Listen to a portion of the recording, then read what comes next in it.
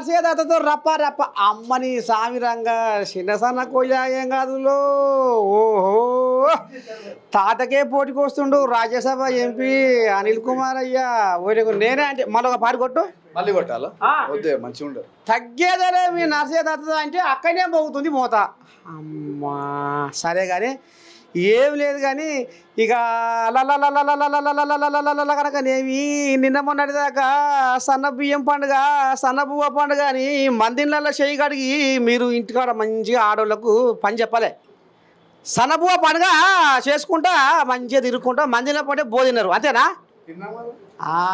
మరి ఇప్పుడు కొత్తగా రేషన్ కార్డుల పండుగ వస్తుంది ఎట్లా మరి కొంతమంది మీ సేవలలో అప్లై చేసుకురు కొంతమంది గ్రామ సభలలో అప్లై చేసుకురు మరి వాళ్ళ కథ ఎట్టా వీళ్ళ కథ ఎట్టా ఎవరెవరికి ఇస్తుర్రు అసలు ఏం జరుగుతుంది కొత్త కొత్త పండుగ కొత్త రేషన్ల పండుగ ఫస్ట్ అయితే మనము సన్నబియ్య పండుగ గురించి కొంచెం మాట్లాడుకుందాం అంతేనా ఎందుకంటే సన్నబియ్య పండుగ ఏంటంటే అది భారతదేశ చరిత్రలోనే ఎవ్వరు చేయని విధంగా మన ప్రియతమ ముఖ్యమంత్రి రేవంత్ రెడ్డి గారు మన క్యాబినెట్ మంత్రులు అందరూ కలిసి తీసుకున్న డిసిజన్ అది అరే మేము తింటున్న అన్నమే మన తెలంగాణలో ప్రతి ఒక్కరు తినాలి ప్రతి ఒక్క పేదవాడు తినాలనే ఒక ఉద్దేశంతో సన్నబియ్యం కార్యక్రమం తీసుకొచ్చినాం ఈరోజు తెలంగాణ మొత్తం ఎంత ఆనందంగా ఉందంటే అంతా ఎట్లా అంటే బోనాల రాకముందే బోనాల పండుగ వాతావరణం మన తెలంగాణలో కనిపిస్తుంది ఇప్పుడు బోనాల పండుగ సందర్భంగా కూడా అందరు ఇంట్లల్లో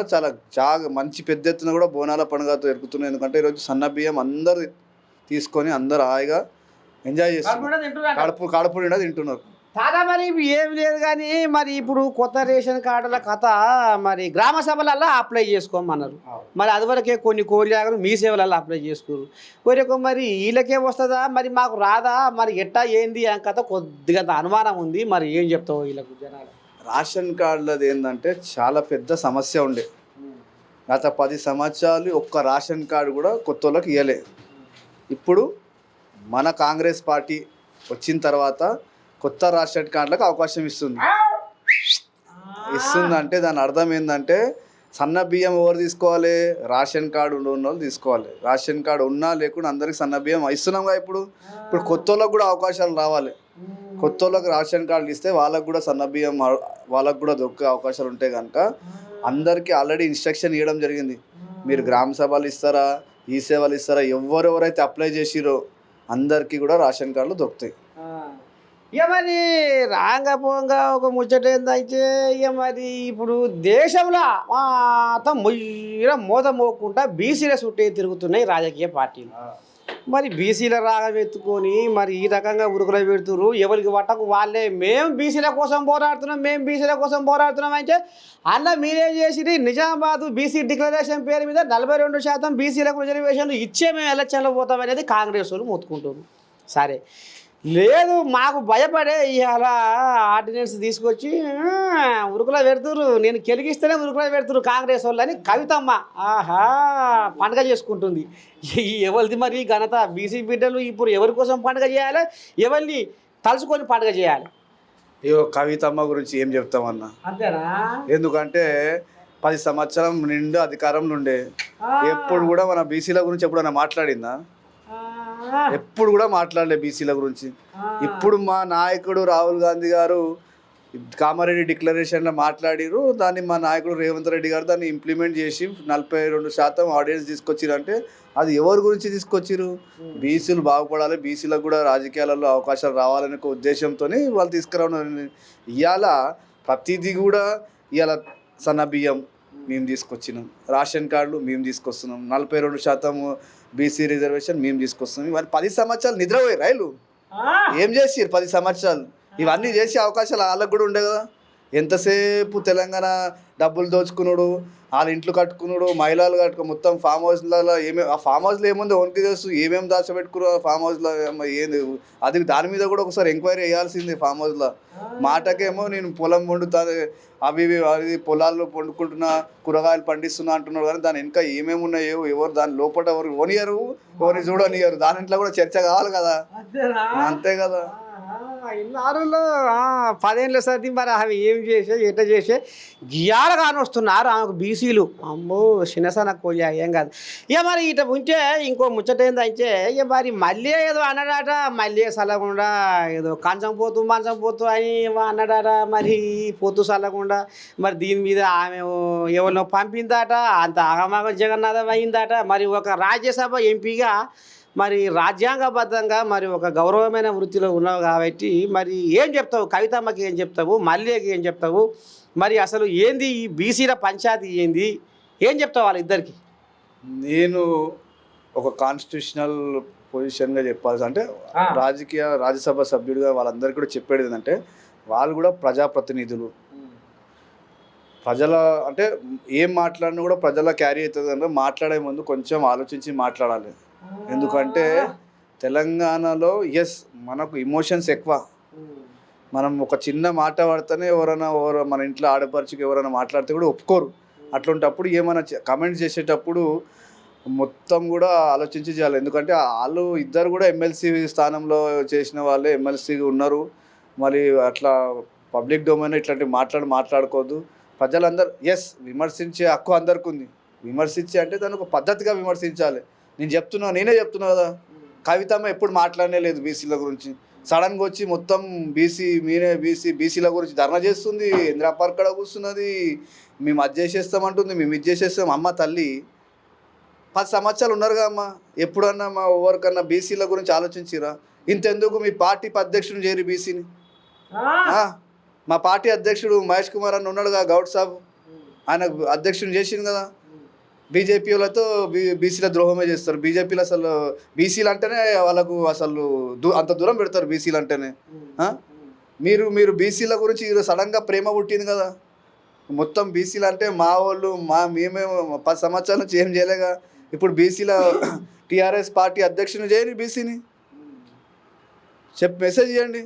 అంతేందుకు మీకు అంతనే కవితమ్మ ఒక పని చేయమ్మా ప్లీజ్, నువ్వు మీ నాయనతో మాట్లాడి మీ టీఆర్ఎస్ భవన్ ఉంది కదా దాని పేరు మార్చి జ్యోతిరావు పూలే పేరు పెట్టు. అమ్మని సామి రంగా బాంబు చిన్నసన కోరేలేదు అంతేగా. మేము చేసిన ప్రతి మాట చెప్పిన మాట అన్ని చేసుకుంటూ వస్తున్నాం. మేము ఖాళీ ప్రజల గురించి పోరాడిన ప్రతి ఒక్క అంశాన్ని కూడా ఇలా ప్రజల దృష్టిలో మేము దాన్ని చేసి చూపెడుతున్నాం. ఇవాళ మీరు బీసీల గురించి మీరు దళం ఎత్తుతున్నారు కదా, చేయరి పండగ చేయరి. బీసీ భవన్ మొత్తం టీఆర్ఎస్ భవన్ పేరు మార్చేసి జ్యోతిరావు పూలే పెద్ద విగ్రహం పెట్టురి, 100 అడుగుల విగ్రహం ఆడ పెట్టి దాని పేరు మార్చి ఆడ సంబరాలు చేయరి. ఎవరొద్దు అంటున్నారు? మీకు అంతనే ప్రేమ ఉంటే తరిమే ఉరుము ఎదురుగా వచ్చి మాకు వారతిచ్చింది, కదిలే మేఘము మా వైపు వచ్చి మాకు నీడనిచ్చింది, పంచభూతాల ఆత్మసాక్షిగా పొడిచేటి తొలి పొద్దు సాక్షిగా జగత్తులో నా ఉషస్సు నింపిన మాధవుడు మా యాదవుడేగా. యాదవులా చరిత చెబితే జగము శిగము గదా, యాదవులా పేరు వింటే గగనం గంతయ్యదా, యాదవుడి పాద స్పర్శతో పరవశించెను నేల తల్లిరా, ఆది దేవుడే ఆ శ్రీకృష్ణుడు యాదవ కులములో అవతరించెరా అని గింత రావసక్కదనంగా మొయ్యన మూత మోగుతుంది యాదవుల చరిత్ర, యాదవుల గొప్పతనం. మరి కాంగ్రెస్ సర్కారు యాదవులను చిన్న చూపు చూస్తుంది, ఓర చూపు చూస్తుంది అని గోషులు బిర్రగా ఎగజెక్కే కాడికి వచ్చింది కథ. మరి ఏదో పదవులు పెద్ద పదవులు రాలేదాట, మరి పెద్ద పదవులు ఇస్తలేదాట కాంగ్రెస్ సర్కారు. ఎందుకని ఇలా అన్ని జాతుల వాళ్లకు, అన్ని సంఘాలకు, అన్ని కులాలకు ఇచ్చి యాదవులని ఓర చూపు ఎందుకు చూస్తుంది కాంగ్రెస్ సర్కారు అనేది అక్కడక్కడ 3 బతాల కాడ ముచ్చట్టు మాత్రం బయటకు వస్తున్నాయి. ఏం చెప్తావు మరి దీన్ని? చాలా విషయాలు కూడా పార్టీ దృష్టికి వెళ్ళినాయి. యాదవుల గురించి మాట్లాడితే ఇప్పుడు నేను ఒక రాజ్యసభ సభ్యుడిని, ఇంత చిన్న వయసులో ఒక యాదవ్ బిడ్డకు అంత పెద్ద సభకు పంపించారంటే అది యాదవ్ చరిత్రలోనే ఫస్ట్ టైం ఇలాంటి సంఘటన మనం చూస్తున్నాం. దాంతోపాటు ఇంకా చాలామందికి అవకాశాలు రావాల్సి ఉంది. పార్టీలో ఆల్రెడీ చర్చ జరుగుతున్నది. సమయం సందర్భం బట్టి అందరూ కూడా డిసిజన్ తీసుకొని ఎవరెవరైతే పార్టీకి పనిచేసారో అందరికీ అవకాశాలు ఇచ్చడానికి పార్టీ సిద్ధంగా ఉంది. ఆల్రెడీ ఎక్సర్సైజ్ నడుస్తున్నది, అందరు ఎక్సర్సైజ్ చేస్తున్నారు. కొంచెం అందరు కూడా ఏంటంటే ఇమ్మీడియట్లీ కనిపిస్తలేదు, కానీ టైం వచ్చినప్పుడు యాదవులకు 100% అన్ని విధాలుగా పార్టీ కానీ ప్రభుత్వం తరఫున కూడా అందరూ కూడా నిలబడతారు. వాళ్ళకు రావాల్సిన అవకాశాలు ఇస్తానికి సిద్ధంగా ఉన్నారు. అంటే ఏ ప్రభుత్వం వచ్చినా యాదవులకు మాత్రము ఒక మంత్రి పదవి ఇవ్వాల్సిందే, ఇచ్చిర్రు కూడా. ఈసారి ఎందుకని దాచి పెడుతుర్రు, ఓరసూపు చూస్తుర్రు, యాదవ బిడ్డలా గొల్ల కుర్మ బిడ్డలా అనేది జర్ర గుసగుస నడుస్తుంది. కాబట్టి మరి ఇక ఒక యాదవ బిడ్డగా మరి నీ రక్తం కూడా లోపల మరుగుతున్నట్టే కొడుతుంది నాకైతే. కానీ లోపలికైతే బయటకైతే వస్తలేదని అనిపిస్తుంది నాకు. మళ్ళీ చెప్తున్నా, అమ్మో విషయాలన్నీ కూడా పార్టీ దృష్టిలో ఉన్నాయి,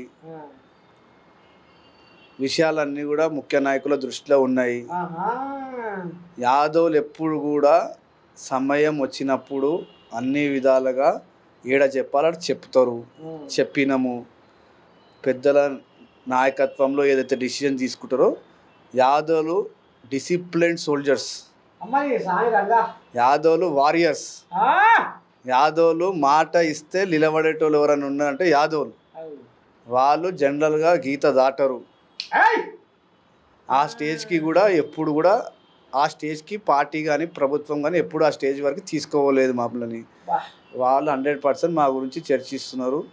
100% చాలామందికి అవకాశాలు రావాలి, వస్తాయని నాకు నమ్మకం ఉంది. పార్టీ మీద పూర్తి నమ్మకం ఉంది. నేనే ఇవాళ 10 సంవత్సరాలు కష్టపడితే నన్ను తీసుకొని సీదా రాజ్యసభలో కూర్చోబెట్టినాను. నేను అట్లాంటేలే పార్టీ అధికారంలో లేకున్నాం. నేను అట్లాంటి 25 సంవత్సరాల నుంచి పార్టీలో పనిచేస్తున్నాను. నేను కష్టపడి చదువుకుంటప్పుడే చదువు కొంచెం తక్కువ పడింది, ఆర్గనైజేషన్ ఎక్కువ చేసినాం మనం. కష్టపడటకు ఉంటుంది కొంచెం గొప్ప అన్నట్టు. సమయం వచ్చినప్పుడు 100% రిప్రజెంటేషన్ వస్తుంది. ఇవాళ ఒక మాట, ఇవాళ పార్టీ అధికారంలో రాకుంటే నేను రాజ్యసభ ఎందుకు అవుతుండే, ఇవన్నీ పంచాయతీలు ఎందుకు వస్తుండే? ఇలా పార్టీ అధికారంలోకి వచ్చింది. రాహుల్ గాంధీ గారు చెప్పినట్టు జిస్కి జిత్తి భాగ్యదారి ఉస్కి ఉత్తి ఇస్సేదారి, ఎవరిది ఎంత వాట ఉందో అంత వాట రావాల్సిందే, అది వస్తుంది అని నాకు నమ్మకం ఉంది. పెద్దల దృష్టిలో ఆల్రెడీ ఉంది. సమయం వచ్చినప్పుడు అందరికీ ఏమేమి రావాలో తప్పకుండా వస్తాయి. మరి ఇప్పుడు ఈ 42% రిజర్వేషన్ల కథ పంచాయతీల వరకేనా? మున్సిపాలిటీల కథ ఏంది? మళ్ళీ పోతే విద్యా ఉద్యోగ కథ ఏంది? ఈ మరి అది కూడా అవుతుందా, లేకపోతే అంతే ఏమన్నా లోపటంగా ఇక మరి కాడెత్తేసే కోపే కొడుతుందా? సన్న బియ్యము ఖాళీ షో గురించి చేసినాము మేము, చేయలేము కదా. సన్న బియ్యం ఇంటింటికి పోతున్నాయి కదా, నడుస్తుంది కదా స్కీమ్ మొత్తం. ఇవాళ మహిళలకు ఉచిత బస్సు అని చెప్పినాం, అది ఖాళీ ఫోటో ఫినిషింగ్ అయితే చేయలేము కదా. ఇమ్మా నడుస్తుంది కదా, నడుస్తుందా నడుస్తలేదా? రైతులకు రుణమాఫీ అని చెప్పినాం, అది ఫోటో ఫినిషింగ్ నడుస్తుంది కదా. ఇవాళ 10 సంవత్సరాలు ఒక ఉద్యోగం ఇవ్వాలి టీఆర్ఎస్ ప్రభుత్వం. ఇవాళ దగ్గర 70,000 ఉద్యోగాలు కాంగ్రెస్ పార్టీ ఒక సంవత్సరంలో ఇచ్చి చూపెట్టింది. ఇవన్నీ కాంగ్రెస్ అంటే చెప్పిన మాట మీద నిలబడుతుంది. మా దగ్గర చిన్న ప్రాబ్లం ఉంది. ఆ ప్రాబ్లం ఏంటంటే గత ప్రభుత్వంలో ఇటుక పెట్టి హాస్పిటల్ కట్టినట్టు బిల్డప్ ఇస్తుండే. మేము హాస్పిటల్ కూడా కడుతున్నాం, కానీ ఇటుక పెట్టినంత పబ్లిసిటీ కూడా మేము చేసుకుంటలే. మేము చేసుకుంటాం 100%. ప్రజలందరూ చూస్తున్నారు, వాళ్ళు రియలైజ్ అవుతున్నారు. నీ అమ్మ 10 సంవత్సరాలు చేయని పనులన్నీ కూడా ఒక సంవత్సరం లోపలనే ఇంత పని చేసి చూపెడుతున్నారు అంటే కాంగ్రెస్ పార్టీ. ఇవాళ నువ్వు నీకు ఎంత చెప్పినా కూడా నీకు కూడా మనసులో ఉండగా, అరే ఏం పని చేస్తుంది కాంగ్రెస్ పార్టీ ఇవ్వాలని చెప్పి చేస్తుందా అనిపిస్తుందా? అనిపిస్తలేదా? 100% 42%. నువ్వు బీసీఏ కదా, నువ్వు కూడా రా, ఇక నీకు కూడా అవకాశం ఇస్తాం. ఎన్నో ఒక జాగా నువ్వు రా, ఎందుకు ఇక నువ్వు కూడా అవకాశం ఇచ్చుడే. ఇక ఏమంటారు మరి, ఈ కోలు విసిపెట్టి ఆ కోలు వామ్మో, ఈ కోలు సరకుండా రాజకీయం వామ్మో, గద్దెలకి గాడ చేసి గరీబుల దోపిడీ చేసేది అనేదే వచ్చింది కథ. ఇక నాకెందుకు సారు ఈ రాజకీయం సరకుండా, ఏదో నా ముసలి ఇంత గట్క పోస్తే తిని ఊరికే సప్పుడు గడిపోయే దానికి మళ్ళీ లేదో రచ్చ నాకెందుకు? అంతేనా కదా, చెదగారి పారానికి బుక్కడు గట్క దాగి నిమ్మలంగా ఉండేదానికి నాకెందుకు? ఇంకా నీ సప్పుడు అసెంబ్లీలో వినిపించవచ్చు, లోక్సభలో వినిపించవచ్చు, ఏంటన్నా వినిపించడానికి సత్తా ఉంది నీకు. రేపు నీకు అవకాశం వస్తే నువ్వు తయారుగా నువ్వు గెలిచే స్థితిలో పార్టీ కాపాడుకుంటుంది. నిన్ను ఎందుకు టెన్షన్ తీసుకుంటున్నావు? ఓహో ఏమంటాడు చూడు, నాకు ఉగబుద్ధి పుట్టిస్తున్నావుగా. వామ్మో, చిన్న సన్న పిల్లగాడు ఏం కాదే. ఇక కనుకనేమి అనిల్ కుమార్ యాదవ్, ఇక మరి ఏం చేస్తావో ఎట్టా చేస్తావో మా మనవరాళ్ళు కలవరిస్తా ఉన్నారు. ఎక్కడవాయమా 2500 నెలకు, ఎడువాయమా తులం బంగారం అని ఊర్లో పోయి నా సౌతులు నన్ను బతకనిచ్చే యాల లేదేగో. పెద్ద కొయ్యాగే చిన్న కొయ్యాగ ఏం కాదు, మరి ఏం చెప్తాడో చూడు. ఇక మరి నన్ను అయితే మీరు ఇక అడగకుర్రి, నేనైతే ఇగో పెద్ద మనిషి చెవులు వేస్తున్నా. ఎందుకైనా ఈయన పొద్దున్న లేస్తే ఆయనే ఉంటాడు, ఏడా రేవంత్ దగ్గరనే ఉంటాడు. అంటే అంటే బువ్వ కూడా మరి ఇంటికాడ తింటుడో తింటలేడు, మొత్తానికి అయితే ఎప్పుడు ఆయనే ఉంటాడు. కాబట్టి ఆయన చెవులు వేయాలనే నేను కూడా చెప్తున్నా సారు. మరి ఎట్లా చేస్తావు మా మనవరాళ్ళ కాట 2500 ఇయ్యకపాయే ఇస్తానే, అదొకటి. తులం బంగారం పెట్టివాయని కలవరిస్తున్నారు. ఏం చెప్తావు నా సముద్రకు? తాత నీకు కూడా తెలుసు 100%. దీంట్లో ఒక చిన్న విషయం నీకు చెప్పాలి. ఈ పోయిన ప్రభుత్వంలో వీళ్ళందరూ కూడా ఎన్ని అప్పులు చేసిరంటే మొత్తం దోసుకున్నారు తాత. మనకిప్పుడు వచ్చే రెవెన్యూతోని అందరినీ కాపాడుకుంటా ముందుకు పోతున్నాం, సంసారం చేస్తుంది మన ప్రభుత్వం. వాళ్ళు చేసిన అప్పులు ఎట్లున్నాయంటే చెప్పుకుంటే బాధ అనిపిస్తుంది. వాళ్ళు మీరేమో 8 లక్షల కోట్ల పైచీలకు అప్పులు చేసిరని మీరు డప్పు కొడుతుర్రు. మేము చేసింది 4 లక్షల కోట్ల పైచీలకే. కాంగ్రెస్ వాళ్ళు అన్నీ ఊదర కొడుతురు అని వాళ్ళు చెప్పుక తిరుగుతున్నారు. బీఆర్ఎస్ వాళ్ళు వాళ్ళంతా బట్టవాజంలో అసలు దేశంలోనే ఉట్టలేరు. ఎందుకంటే వాళ్ళు చేసిన పాపమే ఈరోజు మన తెలంగాణ ప్రజలకు అన్యాయం జరుగుతుంది. దోచుకున్నారు, ఇష్టం వచ్చినట్టు దోచుకున్నారు. ఇవాళ మా ముఖ్యమంత్రి గారు, మా క్యాబినెట్ మంత్రి గారు, మా ఫైనాన్స్ మినిస్టర్ గారు చాలా జాగ్రత్తగా ఎవరిపైన బడని పడకుండా మెల్లమెల్లగా అన్ని స్కీమ్లను ఇంప్లిమెంట్ చేస్తున్నారు. 100% సమయం వచ్చినప్పుడు దాన్ని కూడా ఇంప్లిమెంట్ చేస్తాం. ఇచ్చిన మాట మీద నిలబడతాం, 100% నిలబడతాం. చెయ్యింది నువ్వు మంచిగా ఉన్నావు, నువ్వు మనం ఈ చెయ్యింది నీ అమ్మ మంచిగా. ఏం చెప్తున్నా, రేవంత్ రెడ్డి అన్న మా ముఖ్యమంత్రి గారు మాట ఇచ్చినట్టు మాట తప్పడు. ఇవాళ ఆయన నాయకత్వంతో రాష్ట్రం అంతా ఒక మంచి షేప్లో వస్తుంది. ఇప్పుడు అర్థం కాదు, ఎప్పుడైనా కూడా మనము ఇల్లు కడతాం కదా, ఇటుకలు పెట్టినప్పుడు అర్థం కాదు. అది మొత్తం కంప్లీట్ అయినాక సున్నం వేసి దాని అమ్మ కలర్ వేస్తే ఏ ముందరనైనా అంటే తెలంగాణ రాష్ట్రం ఆ లెవెల్లో పోతుంది. మీకు అర్థమవుతలేదు. మొత్తం మెల్లమెల్ల ఒక షేప్కి తీసుకొస్తుంది. అన్ని విధాలుగా అన్ని రంగాలలో, ఈ రంగం ఆ రంగం అని కాదు, అన్ని డిపార్ట్మెంట్స్లల్లో అన్ని విభాగాలల్లో అందరిని ఒక షేప్లో తీసుకొస్తారు. ఇవాళ ఎడ్యుకేషన్ ఇన్స్టిట్యూషన్ నీకు చెప్పాలి తాత, నువ్వు చెప్పాలి, నువ్వు కూడా అందరికీ. ఇవాళ గవర్నమెంట్ స్కూళ్ళల్లో అడ్మిషన్లు పెరుగుతున్నాయి. ఎందుకు పెరుగుతున్నాయి? గతంలో గవర్నమెంట్ స్కూల్లే బంద్ అయ్యే స్టేజ్కి వచ్చినాయి. ఇవాళ మేము వచ్చిన తర్వాత గవర్నమెంట్ స్కూళ్ళల్లో ఒక రేట్స్గా అడ్మిషన్స్ పెరుగుతున్నాయి. జనాలకు ఏం మంత్రం వేస్తున్నాం కాదు, మేము ఏమంటున్నాం, మంచిగా చదువుకుంటే రేపు ఇంజనీరింగ్ కూడా చేపిస్తాం ఫ్రీగా. గవర్నమెంట్ స్కూళ్ళల్లో చదువుకున్న పిల్లలకు గవర్నమెంట్ స్కూళ్ళల్లో అన్ని ఫెసిలిటీస్ ఇస్తున్నాం. ఇవాళ ఇంటిగ్రేటెడ్ స్కూల్ తీసుకొస్తున్నాం. ప్రతి నియోజకవర్గంలో ఒక స్కూల్ కట్టించే స్టేజ్కి మన నాయకుడు రేవంత్ అన్న డిసిజన్ తీసుకున్నాడు ఆల్రెడీ. ఇవన్నీ ఎందుకు చేస్తున్నాం? తెలంగాణలో పిల్లలు చదువుకోవాలి. పిల్లలు చదువుకుంటే రేపు మన తెలంగాణ నంబర్ 1 భారతదేశంలో నంబర్ 1 స్టేజ్కి పోవాలి. రేవంత్ అన్న మళ్ళీ చెప్తున్నాడు, మన పోటీ భారతదేశంలో ఎవరితో లేదంటున్నాడు. మన పోటీ ప్రపంచ దేశాలతో ఉంది. మనం రాష్ట్రమే కానీ ప్రపంచ దేశాలతో మన పోటీ చేయాలని చెప్పి రేవంత్ అన్న ఒక పట్టుదలతో ఉన్నాడు. ఇవాళ స్పోర్ట్స్ కావచ్చు, ఎడ్యుకేషన్ కావచ్చు, ఇవన్నీ కూడా ఒక ప్లాన్డ్గా ముందు తీసుకెళ్తున్నాం. వీళ్ళు 10 సంవత్సరాలు అధికారంలో ఉన్నారు కదా, ఏం చేసిరు? ఏమి ఇవాళ మేము సంవత్సరంన్నర చేసిన పనులన్నీ నేను చెప్తున్నా కదా. నేను వాళ్ళు ఏం చెప్తున్నారు? వాళ్ళు లుటా ఇష్టం వచ్చినట్టు దోచుకున్నారు తాత. మనం బయట ఉండే అర్థం కాలే. ఇప్పుడు అన్ని అకౌంట్స్, ఇప్పుడు ఇంట్లో కూర్చొని అకౌంట్స్ చెక్ చేస్తుంటే అన్నీ దోచుకున్నారు, అన్నీ అప్పులు చేసేసారు మన రాష్ట్రం మొత్తం. ఎంత బాధ మనకు. ఇప్పుడు మెల్లమెల్ల ఒక షేప్కి తీసుకొస్తున్నారు. వస్తుంది రేపు, ఇంకా కొలిక్కి వస్తుంది, ఉరుకుతుంది కూడా. ఇక మరి గల్లీలో గిట్ట ఉంది, మరి ఢిల్లీ కథ కూడా ముంగటేసుకుందాం అయితే. కానీ మరి మొన్న రాహుల్ గాంధీ పుట్టినరోజు బ్రహ్మాండంగా చేసినమాట, నాకు మతలవే ఇయ్యలేదు. వరకు నేను 4 డోలు తీసుకొచ్చి బ్రహ్మాండంగా కథ కమ్మిద్దు, నాకు తెలియకుంటే పండుగ చేసుకున్నావు. సరే చేసుకుంటే కానీ అది ఆకాశానికి అంతటిగా ఫోటో వేసినమాట గాంధీ భవన్లో. ఇది మోతమోగిందట కథ. అంటే ఇద్దరికి మంచి దోస్తానం. ఎప్పటి నుంచి కుదిరే దోస్తానం, ఎట్టే సంగతి దోస్తానం. రాహుల్ గాంధీ గారు మన నాయకుడు.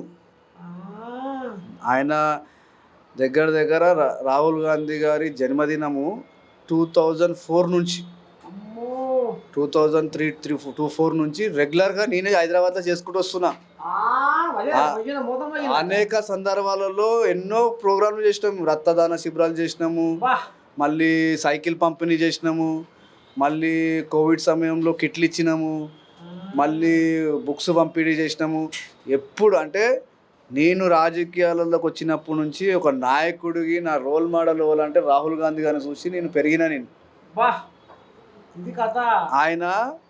ఆయనను చాలామంది బీజేపీ నాయకులు కావచ్చు ఏదో రకంగా విమర్శిస్తారు, కానీ ఆయనంత జెన్యూన్, ఆయనంత సిన్సియర్, ఆయనంత కమిట్మెంట్తో ప్రజల గురించి పనిచేసే నాయకుడు ఎవరు ఉన్నారంటే భారతదేశం మొత్తంలో రాహుల్ గాంధీ గారు ఒక్కరే. ఇవాళ ఆయన ఒక తాత ఒక విషయం ఆలోచించాలి. అలా ముత్తాత నెహ్రూ గారు ప్రధానమంత్రి, తొలి ప్రధాని. అలా నాయనమ్మ ఇందిరాగాంధీ గారు ప్రధానమంత్రి, వాళ్ళ నాయన రాజీవ్ గాంధీ ప్రధానమంత్రి.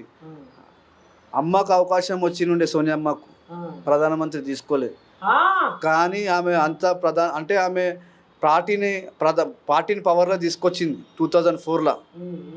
ఇంత పెద్ద లెగసీ ఉన్న రాహుల్ గాంధీ గారిని ఈ బీజేపీ నా దొంగన కొడుకులు ఆయన ప్రజల దేశకు సేవ చేస్తుంటే ఆయన ఉండే ఇల్లుని ఖాళీ చేపిస్తారన్న ఎలక్షన్స్ కన్నా ముందు తాత. చేపించారు కదా. అంటే అలా కసి, రాహుల్ గాంధీ మీద కసి ఎంత ఉందో ఒకసారి ఆలోచించాలి. ఆయన నిజంగా కూడా దేశంలో డబ్బు సంపాదిస్తే ఏడుంటుండే ఆయన.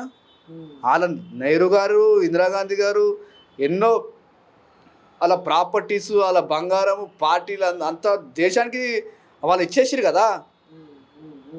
ఆ రోజులు వాళ్ళ ఉన్న ప్రాపర్టీలే కాపాడుకుంటే అలా అసలు ఏంది, అసలు ఇక అంబానీలు అడానీలు కూడా వనికి రాకపోతుండే ఆయనకు ఉన్న ప్రాపర్టీలు ఆయనకు ఇస్తే. ఆయన అంత త్యాగం చేసి ప్రజలకు న్యాయం జరగాలని ఈరోజు భారతదేశం మొత్తం పాదయాత్ర చేసి అన్యాయం జరుగుతున్న వాళ్ళందరి గురించి పార్లమెంట్లో దళం ఎత్తుతున్నాడు. ఆయన రియల్ నాయకుడు అంటే. సరే, ఇక ఢిల్లీ ముచ్చట చట్టం ఉంది. ఇక మరి ఏం లేదు, కానీ ఆఖరి జాలకైతే ఒకటి అడగదలుచుకున్నా. అది మరి జూబిలీహిల్స్ దగ్గరికి వచ్చింది కథ, ఓట్ల పండుగ మన దగ్గరికి వచ్చింది. మరి ఇప్పుడు కాంగ్రెస్ పార్టీ తరఫుగా మరి ఏ కోళ్ళాగలు ఎంకలు కొడుతున్నాయి, ఎవరెవరు కావాలంటుర్రు. ఇంట్లో కూడా ఒక యాదవ బిడ్డ కూడా తాళాడుతున్నాడుగా తెలుస్తుంది. మరి జూబిలీహిల్స్ కథ ఎవరికి ఇవ్వబోతున్నారు టికెట్లు, ఒకవేళ ఇస్తే మరి గెలిపించుకునే గెలిచే అభ్యర్థి ఎవరు, ఆయనే ఎన్ని కోళ్ళాగలు ఎంకలు కొడుతున్నాయి. ఇది పార్టీ డిసిషన్. అంతేనా? నేను జిల్లా అధ్యక్షుడు, నేనే జూబ్లీహిల్స్కి. నాకు దృష్టికి వచ్చిన పేర్లు నేను పార్టీకి ఇస్తా. పార్టీ డిసైడ్ చేసి ఈ అభ్యర్థి అంటే క్యాండిడేట్ ఎవరైనా కూడా గెలిపించే బాధ్యత మేము తీసుకుంటాం, గెలిపిస్తున్నాం. జూబ్లీహిల్స్ గెలుస్తున్నాం జూబ్లీహిల్స్. మీ పార్టీలో ఎన్ని కోళ్ళగా తారాడుతున్నాయి? ఇవన్నీ మాకు కొత్త కాదు కదా. ఎలక్షన్స్ కన్నా ముందు క్యాండిడేట్లు అనేది అందరు 100% బయటకు వస్తారు, నొల్లి చేస్తారు, అది చేస్తారు, కానీ క్యాండిడేట్ ఒకటే అవుతారు కదా. ఆ ఒక్క క్యాండిడేట్ని ఎవరైనా కూడా గెలిపించుకునే బాధ్యత మా దగ్గర ఉంది. మేము గెలిపిస్తున్నాం 100%. ఇక కంటోన్మెంట్ అంటే ఏదో కటగమ్మి పోయింది, కానీ ఈసారి బిర్రగా పాదుకొని ఉన్నాము. ఎంతవరకైనా పురస్తే ఇటు గోపీనాథ్ మీద సానుభూతి కొంత, పార్టీ బలం కొంత. ఇక చూపిస్తాం మా పతారా అంటారు బీఆర్ఎస్ వాళ్ళు. ఇక బీఆర్ఎస్ గురించి మాట్లాడుకుంటేనే మంచిగా ఉంటుంది. ఇప్పుడు మేము మొన్న కంటోన్మెంట్ కూడా గెలిచినాం కదా, అది కూడా నేనే జిల్లా అధ్యక్షుడిని. ఇప్పుడు ఇది కూడా జూబ్లీహిల్స్ కూడా నేనే జిల్లా అధ్యక్షుడు. 100% మేము గెలుస్తున్నాం. బీఆర్ఎస్ అవుట్ అయిపోయింది. బీఆర్ఎస్ అయిపోయింది. బీఆర్ఎస్. జనాలు, మమ్మల్నే కలవరిస్తురు అని వాళ్ళు చెప్పుకో తిరుగుతురు. ఇక చెప్పుకొని బతకనికి ఏదో ఒక చెప్పుకొని బతకాలి కదా. అట్టనా ఆ. ఏం అసలు 10 సంవత్సరాలు ఏం బీకిరు అది చెప్పండి మనం ఫస్ట్. మేమైతే చేసుకుంటూ పోతున్నాం కదా. ఒక పేదాల బియ్యం ఇవ్వలేరు, వా ఒక రేషన్ కార్డు ఇవ్వలేరు. 10 సంవత్సరాలు పెద్ద పెద్ద మాటలు మాట్లాడేగా ఏమంటున్నావు? 2 విషయాలు చెప్తున్నాను అంతే నేను. ఒక సన్న బియ్యం ఇవ్వలేరు, ఒక రేషన్ కార్డు ఇవ్వలేరు, ఒక ఇందిరమ్మ ఇల్లులు ఇవ్వలేరు. ఏం చేస్తారన్న ఇల్లు ఇలా మాట్లాడాడు. మళ్ళీ చెప్తున్నా నేను, మేము హాస్పిటల్లే కట్టేస్తున్నాం, ఇంకా సపోర్ట్ వస్తలేదు. అది వస్తుంది టైంపాస్. టైం వచ్చినప్పుడు దాని గురించి కూడా అందరు చర్చించుకుంటారు. అంతేనా? ఆ. మరి ఇంకో మాట కూడా వినపడుతుందిగా, బీజేపీ కోల్యాగా అధ్యక్షుని మార్చినాం కాబట్టి ఇప్పుడు వచ్చిన కోల్యాగా చిన్నగా సల్లని కోత పెడుతుంది. గంగమ్మ కోత సల్లని కోత కోసాడట. మరి రామచంద్రరావుతో తట్టుకుంటారా మరి ఆ కోల్యాకు ఢీ కొంటారా? అది ఎందుకంటే అది కూడా గట్టిదేరాట సిద్ధాంతాల పరంగా. అమ్మో సిద్ధాంతంగా వాళ్ళు గట్టిగా అంటే వాళ్ళకన్నా మరీ గట్టిగా మా కాంగ్రెస్ పార్టీ సిద్ధాంతాలు ఉన్నాయి. అమ్మా మరి ఆ కోల్యా కూడా మరి కొత్తగా వచ్చే మరి చూపిస్తుంది కదా మార్పు. మరి ఇప్పుడిప్పుడే ఆయన అధ్యక్షుడు అయ్యిండు, అయితే తెలుస్తుందిగా ప్రజలకు కూడా ఆయన ఏం మాట్లాడతాడు, ఏం చేస్తాడు. రేపు ఎలక్షన్స్ అయితే ఎలక్షన్లో చూసుకుందాం, ఏం టెన్షన్ ఏం లేదు. అంతేనా? అంటే మరి కాంగ్రెస్ వాళ్ళు అంతా కలిసిమెలిసి ఉన్నట్టేనా? ఏమన్నా వర్గాలు ఉన్నాయా? యాపాటు ఉన్నాయి వర్గాలు కాంగ్రెస్లో? కాంగ్రెస్లో వర్గాలేంది, కాంగ్రెస్లో స్వేచ్ఛ ఎక్కువ, ఎవరన్నా ఏమైనా మాట్లాడవచ్చు. కానీ పార్టీలు అయినా కూడా దాటొద్దు. స్వేచ్ఛ అందరికి ఉంది, లక్ష్మణ్ రేఖ దాటొద్దు. అంతేనా? దాటితే వార్నింగ్లు వస్తాయి, 2 వార్నింగ్లు వస్తాయి, సైరన్ కొడతాయి. దాటితే దానిపైన స్ట్రిక్ట్ యాక్షన్ కూడా ఉంటుంది. స్వేచ్ఛ ఉందని మాత్రం ఇష్టం వచ్చినట్టు మాట్లాడుతూ గీత దాటి మాట్లాడితే మాత్రం 100% డిసిప్లినరీ యాక్షన్ ఉంటుంది. ఇక రాకపోగా మరి స్థానిక సంస్థల ఎలక్షన్లలో ఆ పార్టీ ఉంటుంది, ఊపు మీది బాగానే ఉంటుంది అంట. వాళ్ళు నూక్కొస్తాయా సీట్లు బాగానే? కాంగ్రెస్ పార్టీ రాబోయే లోకల్ బాడీ ఎలక్షన్లో మేము మెజారిటీ స్థానాలు గెలుచుకుంటున్నాం పక్కా. అంతే. ఇక మొత్తానికైతే ఇక మరి రాజ్యసభ ఎంపీ అనిల్ కుమార్ యాదవ్ ఈ రకంగా మరి గాంధీ భవన్లో మన నేను ఆంబాయి ఎమ్మెల్యే వేసుకుంటూ ఏది ఏమైనా కానీ ఇక మరి రామసక్కని ముచ్చట్టే చెప్పుకొచ్చిండుల్లా. ఇక ఇక్కడ జూబీ హిల్స్ కథ మొత్తం ఇప్పుడు కిరీటం అంతా లోపడంగా అప్పుడు ఆయనే తిప్పిండట, ఇక ఇప్పుడు కూడా మళ్ళీ నేనే తిప్పుతా అని చెప్పుకొస్తున్నాను. ఎందుకంటే మరి జిల్లా అధ్యక్షుడు అట. ఇది కథ. ఇక మరి గాంధీ భవన్లో మొదటి ముచ్చట్లు. ఇక రేపు ఇంకొక కోయిలాగా పట్టుకొని మీ ముంగడికి వస్తే అంతవరకు మీరు ఏం చేయాలి చూస్తూనే ఉండాలి. మన నేను కెమెరామెన్ రాజుతో మీ నర్సయ్య తాత గాంధీ భవన్.